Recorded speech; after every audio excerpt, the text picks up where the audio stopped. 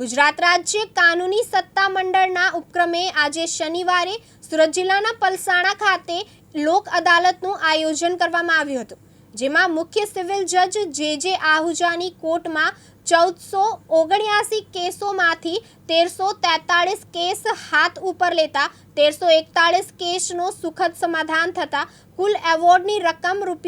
₹15,59,324 તેવી રીતે જ અધિક સિવિલ જજ વીપી આચાર્યની કોર્ટમાં 301 કેસોમાંથી 301 કેસ હાથ ઉપર લેતા 300 કેસનો સુખદ સમાધાન થતા કુલ એવોર્ડની રકમ ₹8,84,540 મેળવ્યો, જ્યારે પલસાણા કોર્ટમાં કેસ દાખલ કર્યા વગર માત્ર નોટિસ આપી પ્રી લિટિગેશન કેસોની વાત કરીએ તો કુલ કેસો 1783 મૂકવામાં આવ્યા હતા, જેમાંથી 425 કેસો હાથ ઉપર લેતા 414 કેસોનું સુખદ સમાધાન કરાવતા એવોર્ડની રકમ ₹27,35,134 મેળવી પલસાણા કોર્ટમાં એક જ દિવસમાં કુલ 3563 કેસોમાંથી 2055 કેસનું સુખદ સમાધાન કરાવતા એવોર્ડની રકમ ₹89,14,132ની રકમ બંને પક્ષે સુખદ સમાધાન કરાવતા આજે લોક અદાલત દ્વારા કોર્ટ અનેક કેસોનો નિકાલ થતા કોર્ટની ભારણ હળવું થયું છે।